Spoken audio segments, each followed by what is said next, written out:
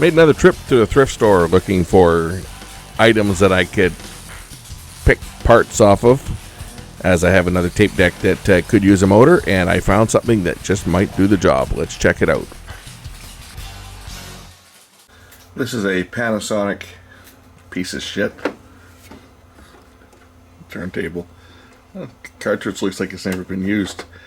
AM FM radio double cassette turntable that I bought just for one purpose, to take apart and take the motor out of, because I do have another tape deck that is in need of a motor and have been unable to find one.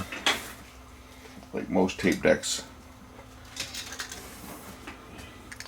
getting parts is next to impossible. So I picked this up at the secondhand store specifically to take the motor out of, so that I could resurrect another tape deck, kind of like that little Sony mini system that I did last week to fix the Yamaha. Well, this one here is to fix another tape deck that I have, if the motor will work. But this video is the tear down and removal of the motor, and we'll take a look at the inside of this piece of crap. Now, I'm not going to destroy the turntable or anything, because I'll probably take this thing and I'll test it after I'm done, and we'll donate the we'll donate it back as a turntable. So here's the motor. It's a single motor for 2 decks. This is a 4-wire motor, therefore it's a dual speed.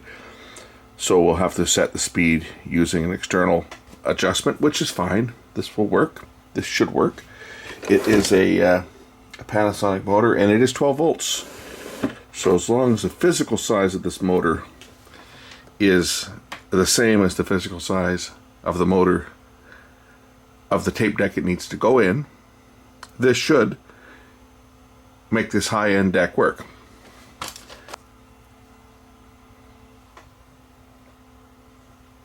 I'm just trying to determine the best way to take the motor out of this without doing too much damage to it. It should lift out relatively easy. I have to take the deck out, I guess, and undo the motor from the other side. So it looks like I'll have to remove these red screws, and the whole tape deck assembly should come out, and I can harvest the belts, which look to be in good shape. Looks like I'll be able to get 4 belts out of here and a motor. It's always good to have belts, and it's always good to have extra parts.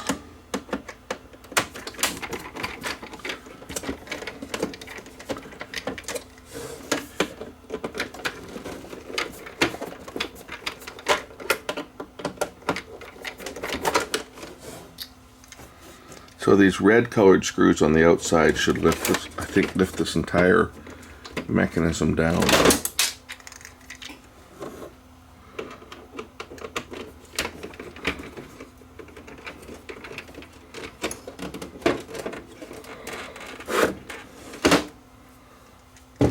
There's 2 more in through here.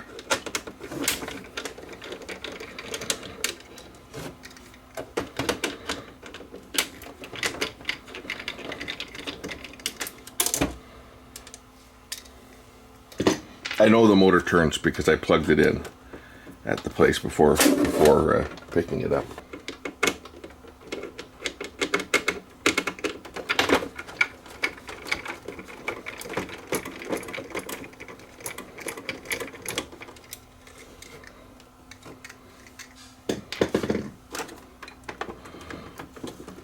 That might be all I have to take out.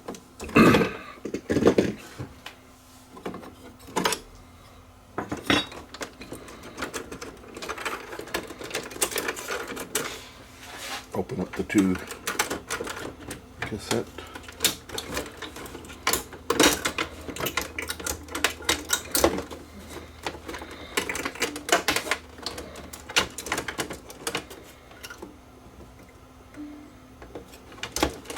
Well, that's probably enough to get a screwdriver in here and undo these screws anyway. There's the belts.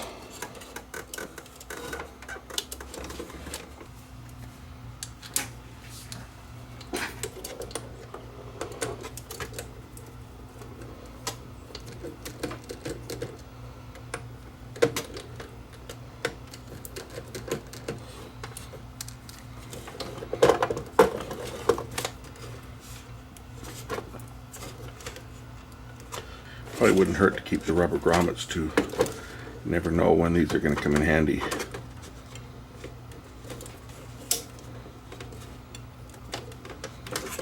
Okay, motor's out, grommets are out. I can put this mechanism back and kind of stick this unit back together. So we'll just cut all the wires off here. There's my motor. We'll have a positive and negative and control wires to control the speed. And of course it is a counterclockwise because all cassette decks use a counterclockwise motor. This is from 1988, September 9th, 1988. So the motor's been harvested. I can throw a few screws in just to hold the mechanism in place. And then this unit will either go to recycling, or I might even take it back. I'll test the turntable out, see if the radio and the little cheap turntable works. And I may even just take it back to the donation place, and they can put it back up for like, you know, $5 and sell it to somebody who's just interested in playing some old records at Christmas time and doesn't have any tapes to play.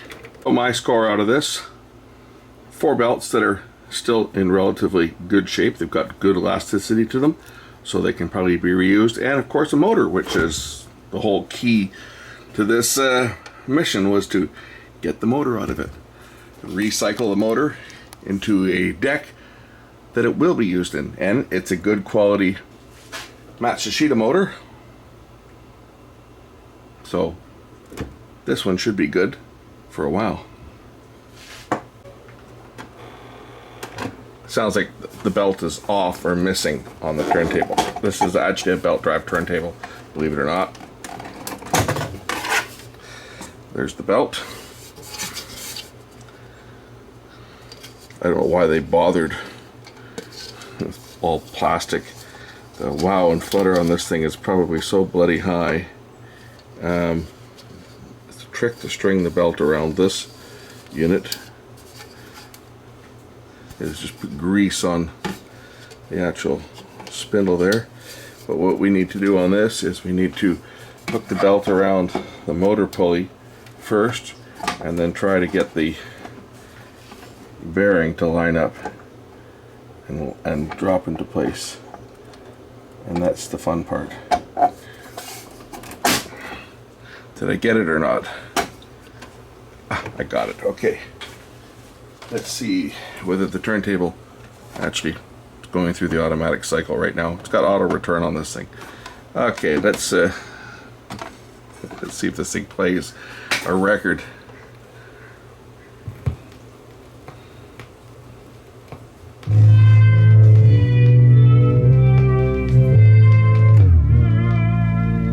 Right speed, I guess, might help. Is that the right speed or is that slow? Well, let's try the other side, something I know.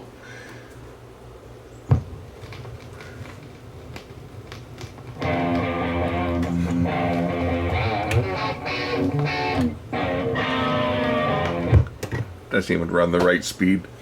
What a joke. Okay, this has an adjustment underneath the switch for 33 and 45. I've just set it up kind of by ear. I think I got it pretty close.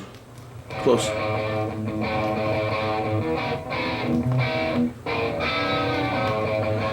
Probably good enough for what this thing is. As I say, this unit is going to go back to the donation center. Nothing wrong with the needle, it's brand new. I don't think it's ever been used, the turntable on this. I don't think it's ever had a record on it. So I'm going to next time I go back out to the second-hand place looking for goodies, I'm going to drop this off at their donation center and let them put it back out for somebody else that might be just interested in a unit as a radio and as a turntable, a little cheap record player to play their Christmas records on. The radio works.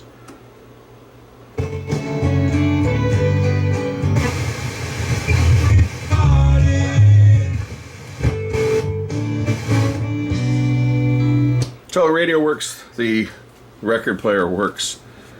Tape decks I've harvested the motor out of to fix another one. Thanks for watching. We'll catch you later.